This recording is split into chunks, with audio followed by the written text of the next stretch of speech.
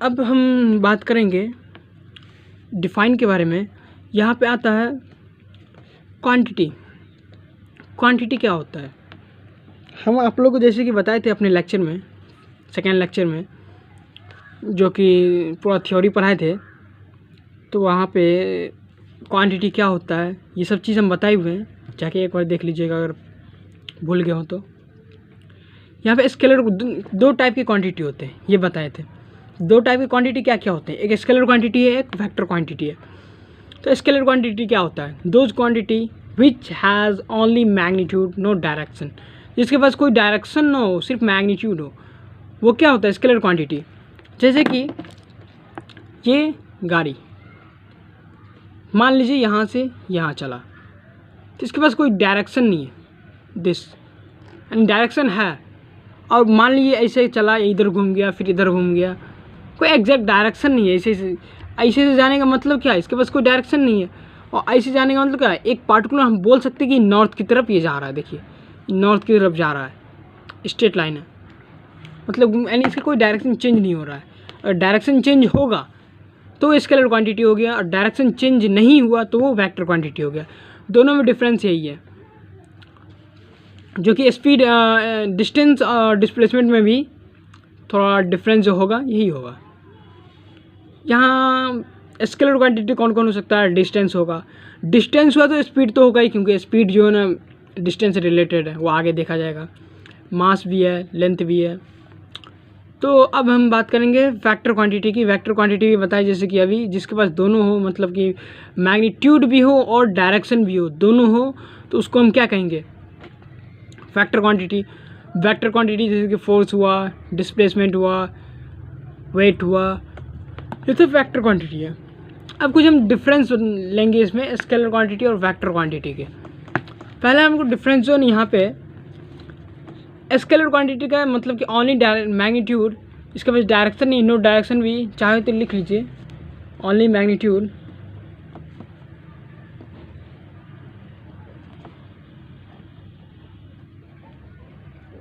No direction. और यहाँ पे दूसरा चीज़ है बोथ मैग्नीट्यूड एंड डायरेक्शन, मतलब वेक्टर के पास बोथ मैग्नीट्यूड एंड डायरेक्शन दोनों होता है।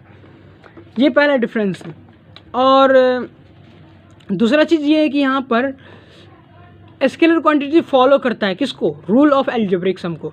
एल्जेब्रिक सम यहाँ पे मतलब x प्लस वाई डी, इस टाइप का एल्जेब्रिक जो सम होता है इसको ये फॉलो करता है ये।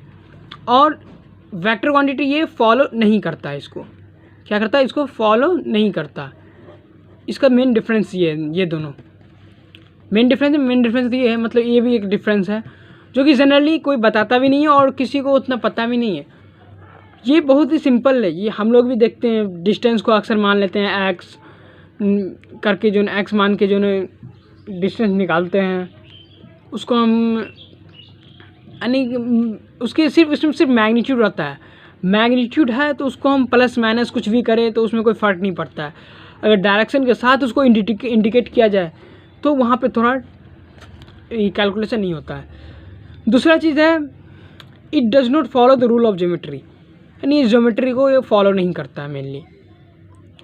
स्केलर क्वांटिटी ज्योमेट्री मतलब क्या? वो जो इस टाइप के ज्योमेट्री जो यूज़ होता है, एक्स कॉमा वाई, ये सब जो यूज़ होता है ज्योमेट्री में, वो उसको ये फॉलो नहीं करता, बट वेक्टर क्वांटिटी उसको फॉलो करता है। वेक्टर आगे हम क्लास 11th में डिटेल में पढ़ेंगे। वेक्टर का एक फिजिक्स में फर्स्ट चैप्टर ही है, एक एस.सी. वर्मन तो स्पेशली चैप्टर है, सेकेंड चैप्टर है शायद वेक्टर का। तो ये इस टाइप का वेक्टर का जो निशान रहेगा, ये हेड टेल, यानी ये सब ऐड करना, यानी पूरा एक्जैक्टली ये क्या होता है, ये डायरेक्शन के साथ इसको ऐड करना रहता है यहाँ पे। और वेक्टर अगर किसी को जानना है तो उसके लिए भी जल्द वीडियो आ जाएगा, मेरे चैनल पे नहीं बट किसी और के चैनल पे, वो भी बहुत जल्दी आ जाएगा वेक्टर का ही। तो वेक्टर मतलब इतना याद रखिए अभी कि ये ज्योमेट्री को फॉलो नहीं करता। क्यों नहीं फॉलो करता वो आगे और अच्छे से क्लियर होगा, डिस्कशन होगा। उसके बाद sum of two scalar quantity can not be negative और जीरो, यानी दो क्वांटिटी हो, स्केलर का, वो कभी जीरो नहीं होता।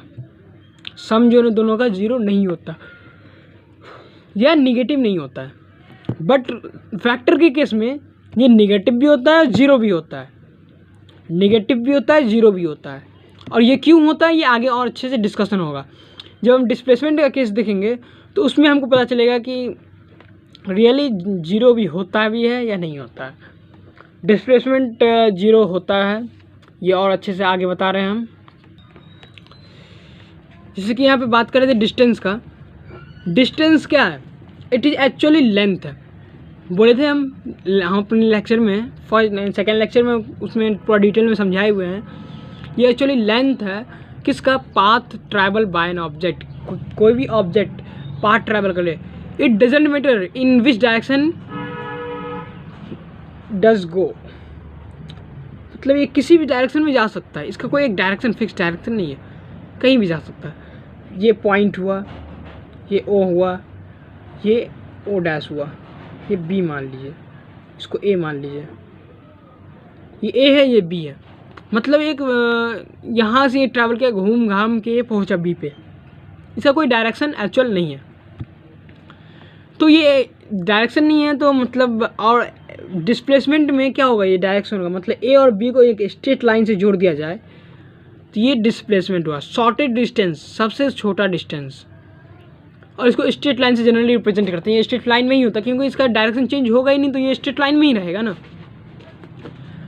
तो ऐसा यूनिट की बात करें अगर डिस्टेंस का, तो ऐसा यूनिट इसका मीटर होगा। और ये स्केलर क्वांटिटी होगा क्योंकि अभी भी यहाँ पे हम देख रहे हैं इसका कोई डायरेक्शन नहीं है, एक पार्टिकुलर डायरेक्शन। मतलब अगर इसको हम एग्जैक्ट नहीं बोल सकते, ये एग्जैक्ट ये नॉर्थ में जा रहा है या साउथ में जा रहा है, मतलब इसका समझ सकते हैं कि कोई डायरेक्शन नहीं होगा। इतना आप समझाने के बाद हम आई थिंक समझ गए होइएगा। It can not be negative और जीरो, ये कभी निगेटिव और जीरो नहीं हो सकता। अगर 5 है, 5 मीटर है, ठीक, अब 5 मीटर और चलेगा, मूव करेगा तो कितना 10 मीटर होगा। ये आगे इसका पॉजिटिव में बढ़ते हैं, ये हमेशा पॉजिटिव रहता है, पॉजिटिव रहता है, ये निगेटिव नहीं होता है। तो ये आगे जो न्यूमेरिकल इस पे बेस्ड बनाएंगे तो और अच्छे से क्लियर होगा। और यहाँ पे डिस्प्लेसमेंट है। Displacement the shortage distance travel by a body in a specific direction. किसी भी एक स्पेसिफिक डायरेक्शन में अगर डिस्प्लेसमेंट ट्रैवल करता हो तो उसको यानी कोई भी ऑब्जेक्ट जो है एक शॉर्टेज डिस्टेंस जो है ना एक स्पेसिफिक डायरेक्शन, मतलब उसका एक डायरेक्शन ये ए टू बी, जिसके ऊपर भी हम बताए थे। ये एक स्ट्रेट लाइन, स्ट्रेट लाइन, और ये ऑलवेज स्ट्रेट लाइन होगा, ये एक डायरेक्शन में होगा। ये नॉर्थ है, ये साउथ है, नहीं, हाँ नॉर्थ साउथ, तो ये ईस्ट हो जाएगा, ये वेस्ट हो जाएगा। तो मतलब कि इसका एक डायरेक्शन नहीं है क्या? ये नॉर्थ से साउथ जा रहा है, यानी N टू S जा रहा है, ये है कि नहीं? तो इसी के लिए इसको हम डिस्प्लेसमेंट बोलेंगे। डिस्टेंस और डिस्प्लेसमेंट का अंतर यही है कि इसका फिक्स एक डायरेक्शन है, इसका नहीं है। बार बार बता रहा हूँ, बच्चे लोग मतलब जितने भी हैं जनरली वो कंफ्यूज करते हैं कि एक्चुअल हम डिस्प्लेसमेंट क्यों बोल रहे हैं जब दोनों एक ही चीज़ है। तो और शॉर्टेज डिस्टेंस हम कितना शॉर्टेज डिस्टेंस नाप सकते हैं, कितना, कैसे हम पहचानेंगे वो शॉर्ट डिस्टेंस है?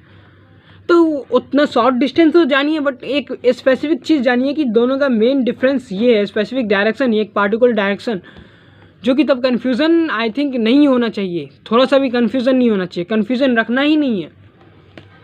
कन्फ्यूज़न रहेगा तो मज़ा नहीं आएगा पढ़ने में मज़ा नहीं आया तो फिर एग्ज़ाम में समझ सकते हैं होता है। उसका ऐसा यूनिट ऑफ डिस्प्लेसमेंट, इसका भी ऐसा यूनिट क्या होगा? मीटर होगा। ऐसा यूनिट इसका भी क्या होगा? मीटर होगा। ऐसा यूनिट जो है ना मीटर होगा। डिस्प्लेसमेंट का भी, दोनों जब सेम है, दोनों लेंथ है, दोनों ट्रैवल करने के बाद जितना लेंथ आ रहा है उसका ये यानी मेजरमेंट है लेंथ का, तो यहाँ पे भी तो उसका भी तो मीटर ही होगा ना। हाँ, इसका डायरेक्शन फिक्स है तो इसी के लिए ये फैक्टर क्वांटिटी हो जाएगा। इसका डायरेक्शन फिक्स है तो ये क्या हो जाएगा? Factor quantity. It can be negative और जीरो, ये निगेटिव और जीरो हो सकता है। अब ये कैसे, ये चीज़ हम एक्सप्लेन करते हैं। मान लीजिए ये ए है, ओके, यहाँ से यहाँ तक का डिस्टेंस ये 10 मीटर मान लीजिए, यहाँ से यहाँ तक का डिस्टेंस 10 मीटर है। ओके, यहाँ से यहाँ तक का डिस्टेंस कितना होगा, डिस्टेंस को हम d मानते हैं। ओके, ये भी कितना होगा 10 मीटर। और डिस्प्लेसमेंट कितना होगा, डिस्प्लेसमेंट भी यहाँ पे सेम होगा। क्या होगा,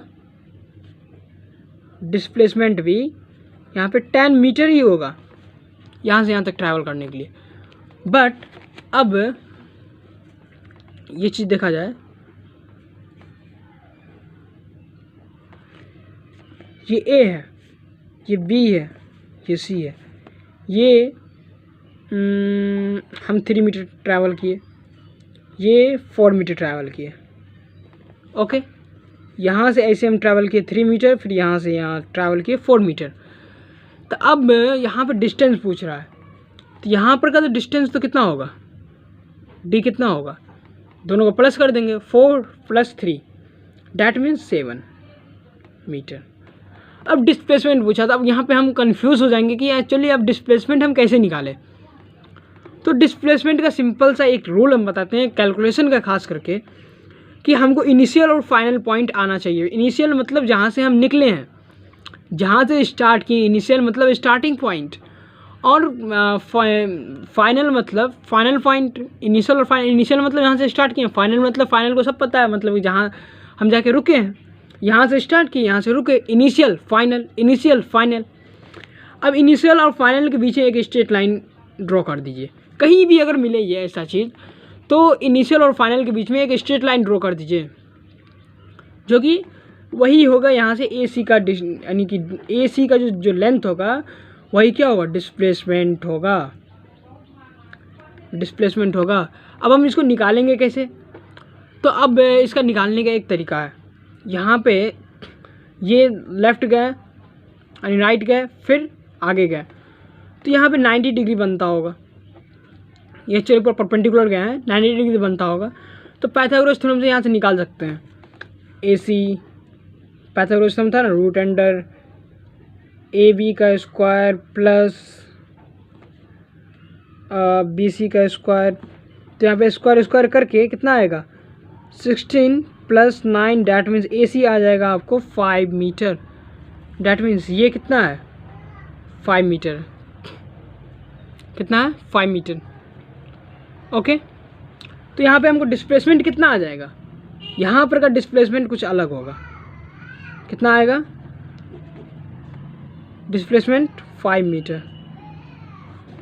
तो दोनों में डिफरेंस है कि नहीं है, यहाँ पर ट्रैवल किया उतना ही ट्रैवल किया, बट 10 मीटर लगा, और 10 मीटर दोनों चीज़ें, डिस्प्लेसमेंट डिस्टेंस दोनों चीज़ें है, बट यहाँ पर नहीं है, यहाँ पर कुछ अलग हो गया, डायरेक्शन यहाँ पे चेंज हो गया, यहाँ पे डायरेक्शन चेंज नहीं हुआ था। एक और क्वेश्चन, सर्कुलर पाथ में अब एक ऑब्जेक्ट यहाँ पर है A, वो ट्रैवल इतना किया, यहाँ आ गया B। अब इससे पूछ रहा है ये कितना ट्रैवल किया, है कि नहीं, और इसका रेडियस गिवन है। रेडियस गिवन है कितना, मान लीजिए 5 मीटर ही मान लीजिए, रेडियस 5 मीटर गिवन है। अब पूछे इसका डिस्प्लेसमेंट क्या होगा, व्हाट इज डिस्प्लेसमेंट, डिस्प्लेसमेंट क्या होगा।